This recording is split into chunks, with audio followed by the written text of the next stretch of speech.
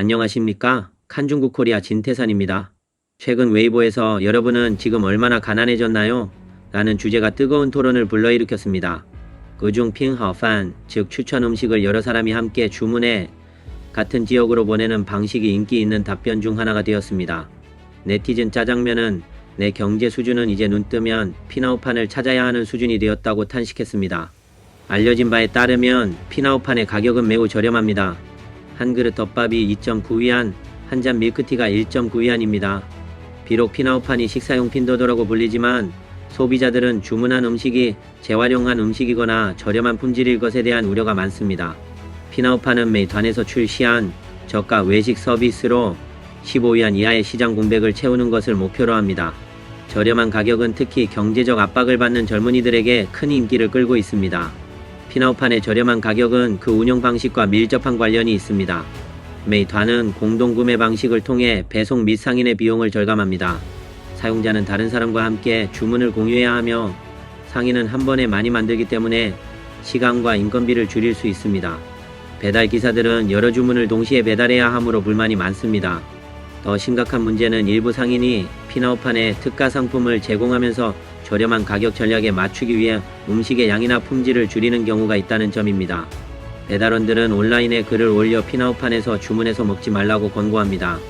경제적으로 여유가 없다면 밀크티를 선택하는 것이 더 좋다고 말합니다. 샤오주어팡의 볶음밥, 라오스 쌀국수, 물만두 등은 추천하지 않습니다. 경제적으로 어려운 상황에서는 대형 브랜드 체인점이나 밀크티를 선택하는 것이 더 나을 수 있습니다. 메이트안과 협력하는 브랜드 체인점, 예를 들어 화나이시와 다스딘 같은 곳은 상대적으로 품질이 보장됩니다. 가게 사진이나 고객 식사 사진이 없는 상점들은 대개 배달만 하기 때문에 위생 상태가 좋지 않을 수 있다고 말합니다. 외부에서 관찰한 바에 의하면 중국 경제의 하락세가 계속되면서 젊은이들의 소비 패턴이 크게 변하고 있습니다. 영상 속 젊은 부부는 돈을 모아 임신을 준비하기 위해 생활비를 최대한 절약합니다. 예를 들어 최대한 배달 음식을 피하고 직접 요리하며 부부의 생활비 예산은 800위안이고 식비는 약 400위안입니다. 하루 평균 12위안을 씁니다. 그들은 밀크티와 음료는 마시지 않습니다. 밀크티 한 잔의 가격이 대부분 12위안에서 20위안 사이인데 장기적으로 보면 많은 돈이 들기 때문입니다. 또한 설날 이후로 새로운 옷을 구매한 적이 없습니다. 옷이 많으면 공간을 차지할 뿐만 아니라 금전적인 부담도 커지기 때문입니다. 그들은 헌 옷을 입는 것으로 충분하다고 느껴 새로운 옷을 구매하지 않습니다. 이 부분은 비효율적인 사회적 관계가 시간뿐만 아니라 경제적으로도 낭비를 초래할 수 있다고 생각하여 가족과 일에 더 많은 시간을 할애하고 제한적이고 친밀한 우정을 유지합니다. 남편은 이제 게임을 하지 않기로 했습니다. 게임에서 갑옷과 장비를 사는데 많은 돈을 쓰기 때문에 게임에 쓰던 시간을 공부와 자기 개발에 투자하기로 했습니다. 또한 필요한 경우가 아니면 담배와 술도 자제하고 있습니다. 이는 남성에게 꽤 큰 비용 절감을 가져올 수 있습니다. 전염병 대유행이 끝난 후 세계 각국에서는 보복 소비 열풍이 불었지만 중국에서는 젊은이들이 반대로 보복 저축을 선택해 높은 저축 목표를 설정하기 시작했습니다. 예를 들어 사용자 이름이 샤오자자인 26세 여성은 소셜미디어에서 한 달 생활비를 300위안 이하로 줄이는 방법을 상세히 설명했습니다. 그녀는 하루 식비를 10위안 이하로 줄이는 방법을 보여주는 여러 영상을 공유했습니다. 또한 일부 사람들은 소셜미디어를 통해 저축 파트너를 찾고 있습니다. 파트너는 특정 분야에서 공통된 관심사를 가진 동반자를 의미하며 이는 최근 중국에서 유행하는 사회 문화입니다. 이들은 온라인에서 저축 모임을 만들어 서로를 감독하고 각자가 저축 목표를 달성할 수 있도록 돕습니다. 절약 방법에는 노인이 운영하는 식당이 가격이 저렴하다는 정보도 공유합니다. 중국 시장 연구 그룹 이사인 션 레이는 CNBC와의 인터뷰에서 중국 젊은이들은 보복성 저축 심리를 가지고 있다고 말했습니다. 그는 중국 젊은이들의 자신감이 사라졌고 경제가 몇 년 혹은 더 오랜 시간 동안 번영해야 그들이 안심하고 소비할 수 있을 것이라고 봅니다. 2010년대의 젊은이들은 대개 벌이보다 더 많은 돈을 썼으며 구찌 가방과 아이폰 같은 고급품을 구매하기 위해 빚을 졌습니다. 그러나 오늘날 중국 젊은이들은 더 많이 저축하기 시작했습니다. 역소비 즉 전통 소비관념과 반대되는 소비와 절약 경제도 중국 젊은이들이 돈을 아끼는 신호입니다. 역소비는 의도적으로 지출을 줄이는 것을 의미하고 절약 경제는 쇼핑할 때 적극적으로 할인과 혜택을 찾는 것을 의미합니다. 중국 젊은이들 사이에서는 특수부대 체험 여행이라는 새로운 트렌드가 유행하고 있습니다. 이는 최소한의 돈으로 최대한 많은 관광지를 방문하는 극한 도전 여행 방식입니다. 최근 젊은이들 사이에서는 중고 제품, 특히 전자 소비품의 거래가 하나의 트렌드가 되고 있습니다. 한 권위 있는 보고서에 따르면 2020년 중국 내 중고 소비 시장 규모는 이미 1조 위안을 돌파했으며 2025년까지 중국의 유효 물품 거래는 3조 위안을 넘어설 것으로 예상됩니다. 이 거대한 시장에서 젊은이들은 중요한 위치를 차지하고 있습니다. 중고 전자제품 거래 플랫폼 쭌쭌의 데이터에 따르면 사용자 중 76%가 90년대생입니다. 현재 젊은이들 사이에서 유행하는 소비에 대한 화두는 사지 못하는 게 아니라 가성비가 더 좋은 것을 찾는 것이다입니다. 중고 생활은 합리적인 소비를 지향하며 현대 젊은이들은 순수한 소비주의에 얽매이지 않으려 합니다. 젊은이들은 상품을 장기적인 동반자로 여기지 않습니다. 특히 전자제품의 경우도 그렇습니다. 오래된 휴대폰을 팔면 새 휴대폰을 구입하는 데 필요한 자금을 마련할 수 있어 집에 오래된 장비가 쌓이지 않게 됩니다. 예산이 제한된 젊은이들은 중고 제품을 구매함으로써 새 제품을 누릴 수 있는 욕구를 충족시킬 수 있습니다. 젊은이들의 절약 방법은 여기서 그치지 않습니다. 일회용 장갑을 칫솔 커버로 쓰면 위생적이고 먼지도 막을 수 있어요. 작은 밀크티 봉투에 넣어서 화장품 가방에 넣으면 순식간에 칫솔 가방이 돼요. 저렴한 스티커를 사서 호텔에 잠재적인 카메라가 있을 만한 곳에 붙이면 어떤 카메라도 몰래 찍지 못하게 할 수 있어요. 캐리어가 더러워질까 걱정된다면 여유 있는 옷을 씌워 방진 가방을 살 필요를 줄일 수 있어요. 뜨거운 물을 마시고 싶지만 호텔 주전자가 더럽다고 생각되면 PPO 표준이 표시된 음료병을 사서 마신 후 물을 담아 주전자에 넣으면 돼요. 이렇게 하면 뜨거운 물을 마시고 차나 커피도 끓일 수 있어요. 물건을 잘 잃어버린다면 산책할 때 캐리어에 매달아 두세요. 공간도 차지하지 않고 잃어버릴 염려도 없어요. 일회용 슬리퍼가 미끄럽거나 더럽다고 생각되면 일회용 슬리퍼를 슬리퍼 안에 넣어 미끄럼 방지와 위생을 동시에 챙기세요. 호텔에 빨래를 넣을 곳이 없으면 캐리어를 높은 곳에 놓고 막대를 꺼내 간이 빨래 건조대로 쓰면 돼요. 여행 중에는 휴대폰에 카드를 꽂아 휴대폰 거치대로 만들거나 종이, 헤어핀, 충전기 등을 사용해도 돼요. 렌즈 케이스는 스킨, 로션, 파운데이션을 나누어 담기 좋고 휴대하기 편리하며 누출되지 않아요. 치실 케이스는 귀걸이, 목걸이 같은 작은 물건을 넣기에 좋고 케이스 뚜껑에는 가짜 속눈썹을 보관할 수 있어 편리하고 깔끔해요. 최근 몇 년간 중국 본토에서 피트니스 열풍이 일어나며 요가, 고급 피트니스 센터 등 중산층이 선호하는 장소들이 인기를 끌었습니다.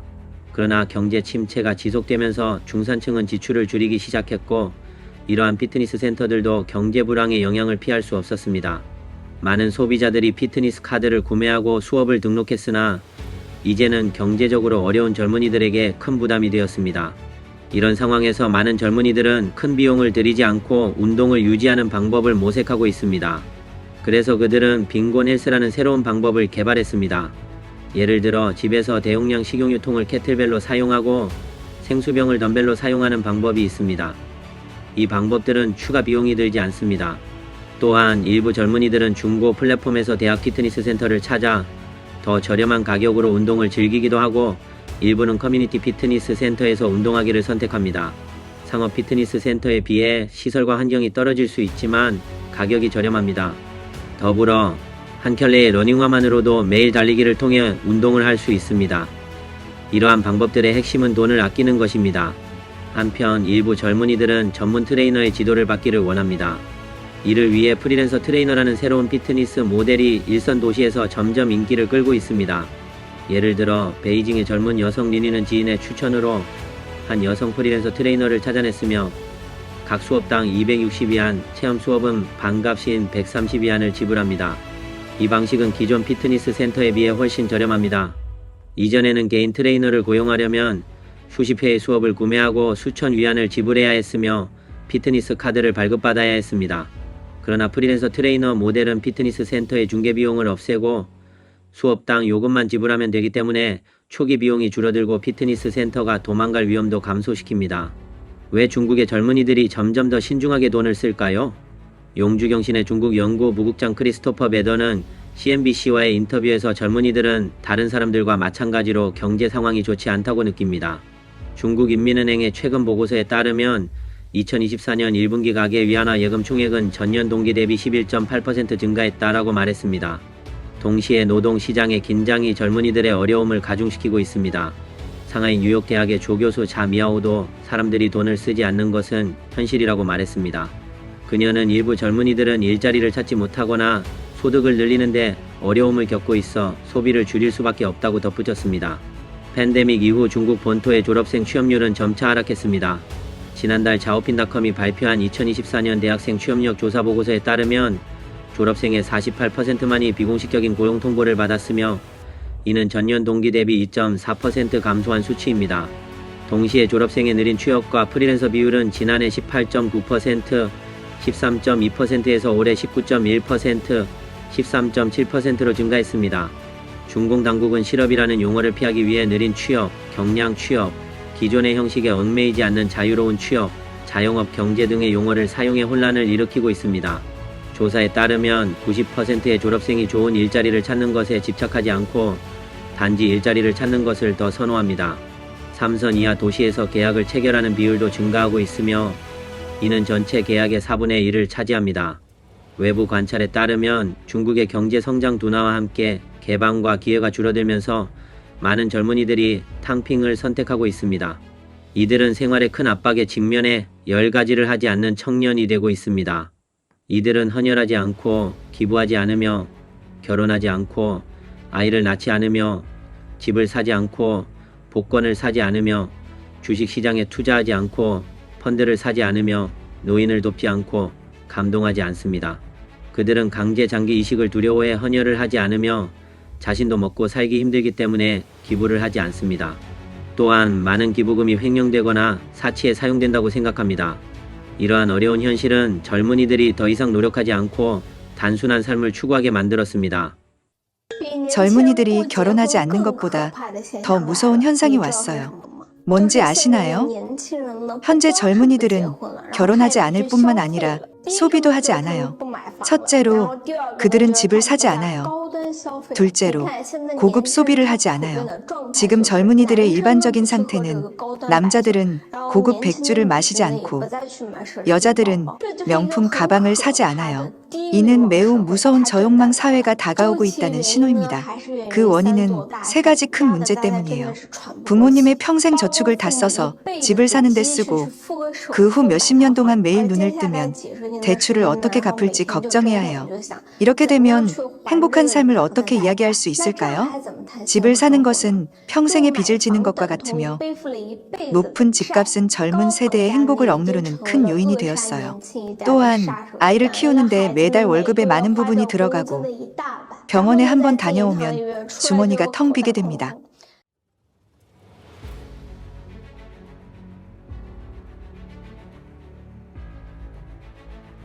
이번 영상은 여기까지입니다. 시청해주셔서 감사합니다.